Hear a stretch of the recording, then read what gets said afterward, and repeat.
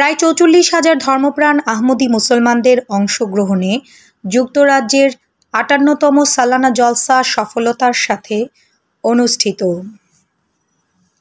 বিশ্বের শান্তি ও সমৃদ্ধি কামনা এবং পবিত্র কোরআনের নির্দেশিত পথে ধর্ম বর্ণ নির্বিশেষে নিরঙ্কুশ ন্যায় বিচার প্রতিষ্ঠার আহ্বানের মধ্য দিয়ে আহমদিয়া মুসলিম জামাত যুক্তরাজ্যের ৫৮তম বার্ষিক জলসা সমাপ্ত হয়েছে।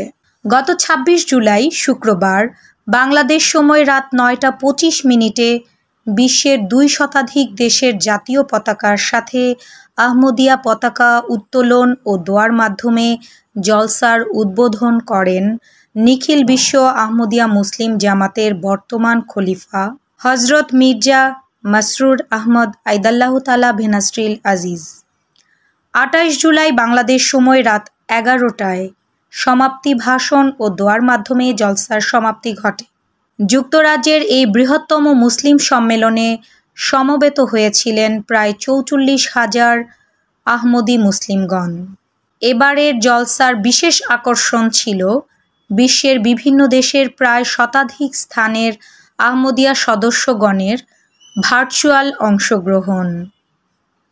জলসায় বিভিন্ন বক্তাগণ মহানবী সাল্লাল্লাহু আলাইহি ওয়াসাল্লামের ঐশী গুণাবলী, দোয়ার কবুলিয়ত, মানবজাতির প্রতি প্রতিশ্রুত মসিহ মাউদ আলাইহিসসালামের সহানুভূতি, সমসাময়িক যুগের নেতিবাচক প্রবণতাসমূহের প্রতিকার, আহমদিয়া খেলাফত মুসলিম উম্মার মাঝে ঐক্যের এক উৎস ইত্যাদি বিষয়ে প্রখ্যাত আলেম ও বিশিষ্ট ব্যক্তিবর্গ বক্তব্য রাখেন। জলসার দ্বিতীয় দিনের বক্তব্যে আহমদিয়া খলিফা বিগত ১ বছরে বিশ্বব্যাপী আহমদিয়া মুসলিম জামাতের কার্যক্রম ও অর্জিত সাফল্যের এক ঝলক অতি সংক্ষিপ্তভাবে তুলে ধরেন। গত ১ বছরে বিভিন্ন ধর্মগোষ্ঠী থেকে ২,৩৮,৫৬১ জন মানুষ নতুন বয়াত করে আহমদিয়া মুসলিম জামাতে অন্তর্ভুক্ত হয়েছেন।